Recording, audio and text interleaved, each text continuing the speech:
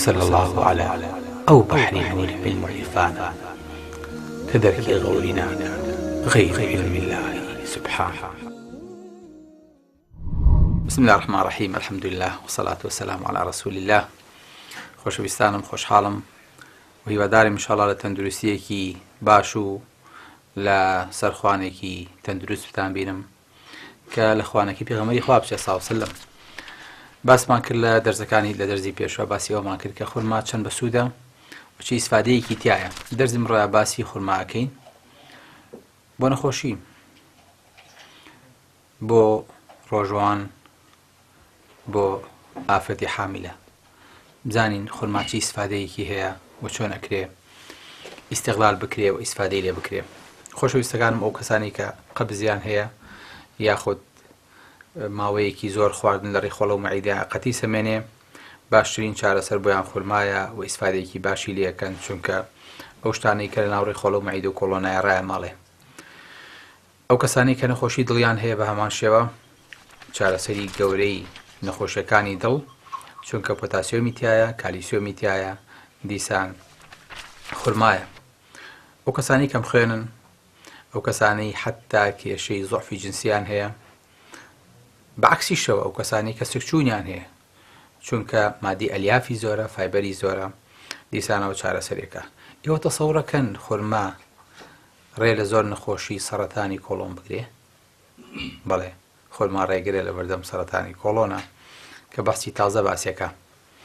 بۆیە ضرورە ئینسانی موسڵمان لە کاتێکا ڕۆژۆ شکێنێ هەموو ئەم معنایانە لای وجودی هەبێ بۆ خورما خۆی، چونکە هەموو ئەو ژەهرانەی کە لە لاشە تا کۆبۆتەوە ئەمڕۆ چی؟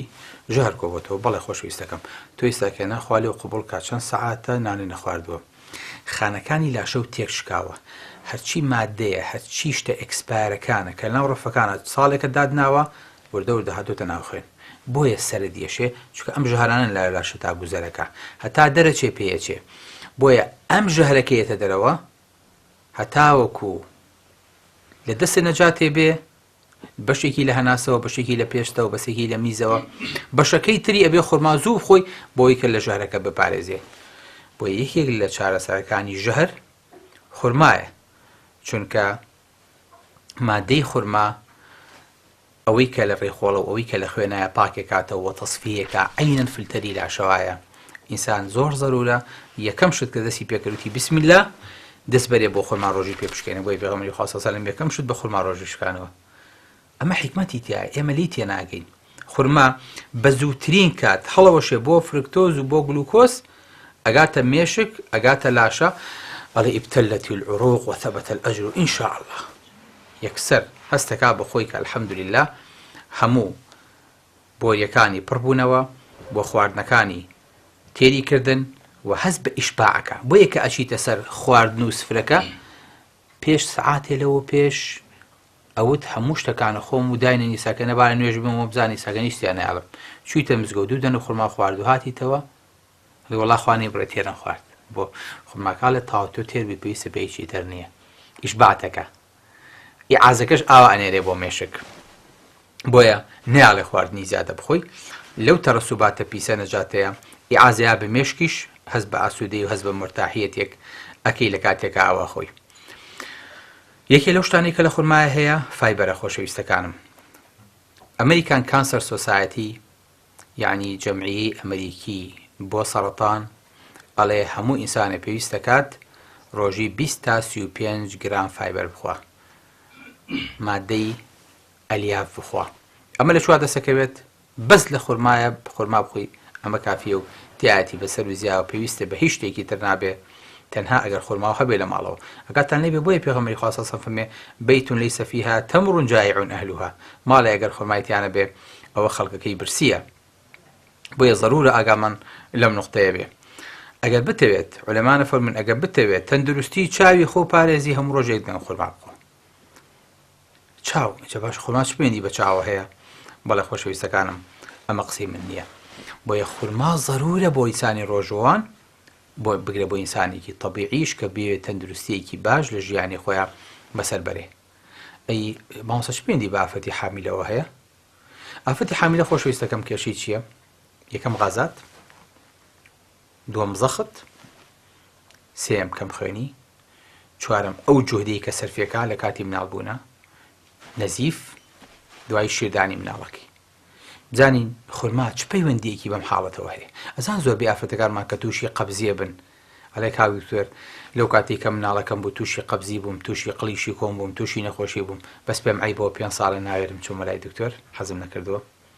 چونکە ئافەتی ئێمە بە شەرەفە، ئافەتی کورد زۆر بە حەیایە. سوبحان الله ئافرەتم بینیوە 10 ساڵ بۆ نەیتوانی سەدانی دکتۆرێ بکە. دی خوای گەورە فێرەکا فەرمێ وەهوزی ئیلەیکی بجذعی النەخلە تساقط عليك رطبا جنيا. چۆن بە مەریەمە فەرمێ خورما بخۆ لە کاتێکە مناڵەکەت ئەبێ و عیسا لێ بێتەوە، بە تۆش ئەڵێ خورما بخۆ کە خورما سوودی هەیە لەو کاتەیە مناڵەکەت هەبێ. ئەزانم بۆچی خورما سوودی هەیە؟ یەک، ڕیخۆڵە پاکاتەوە ناڵ ئینسانەکە قەبز بێت. دوو، سۆدیۆمەیاتێک کە هەرچی کردارەکانی لاشەیە بە سۆدیۆمە چێبەرەوە. سێ، پۆتاسیۆمەیاتێک کە زەختی ئینسانەکە نزمەکاتەوە بۆرەکانی خوێنی فراوانەکات و بۆی کە خوێن بۆ هەموو شوێنەکان چۆن نزیفی کەم بێ. چوار، مادەیەکی متەقەڵیس بۆ ڕەحمدا ئەنێ ڕەحم ئاوا زەخت لێیەکا بۆی کە زوو بشێتەوە یەک زوو خوێنی نەزیفەکەی بگیرسێتەوە.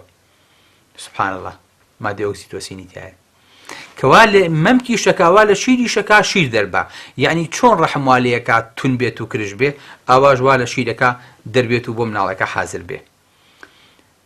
مادەی ئاسنی تیا ئێوە تەسەورەکەن بۆ ئەوەی کە بەدایکەکە بڵێ ئەو کەم خوێنەی کە تووشە بووە فەرمو ئەوە خورمایە تاویزی پێ بکەرەوە. مادەی فۆلیک ئەسیدی تایە بۆی کە پێی بڵێ ئەگەر نەقسی خوێنت هەیە باسن حەل نابێ فۆلیک ئەسیدیشی تایە.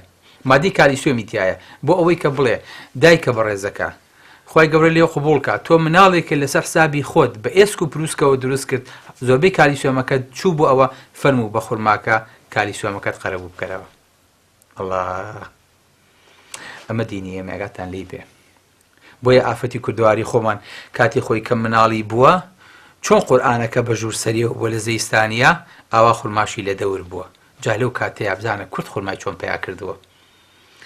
بۆ چکە ئەوەنە پابەندی سونەتەکە بوون زانیویانە ئەمە ضرورە بۆ ئەو دایکە و ضرورە بۆ ئەو مناڵە، بۆیە زۆر ئیتیمامیان پێداوە. یەکێکی تر لەو کێشانەی کە ئافرەت تووشێ بێ مشکلی چییە؟ مشکلی حاڵەتی دەرونیە لە کاتێکا مناڵی لێ بێتەوە. حتا خورما مادەی مهدی ئیتیایە بۆ ئەوەی کافرەتەکە تووشی کەئاب و تووشی خەفەت و تووشی قەلەقی نەبێت. سوبحان الله، هەموو پێداویستەکانی ئینسانی تایە.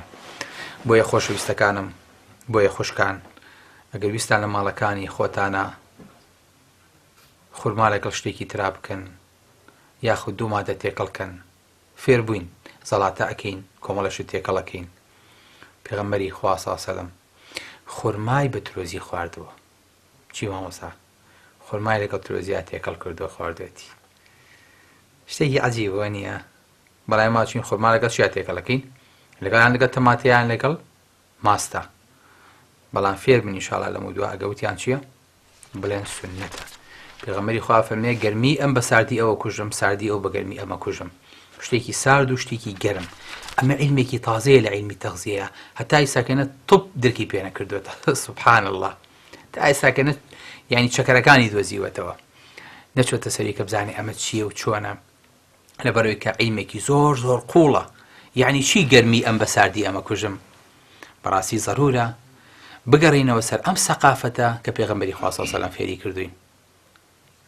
خۆشەویستەکانم، پێغەمبەری خوا سەڵڵەهو عەلەیهی وسەلەم خورمای لەگەڵ کەرەیە کوڵانووە یاخود سوور کردوێتەوە خواردوێتی. ئێمە هەمانامەوە؟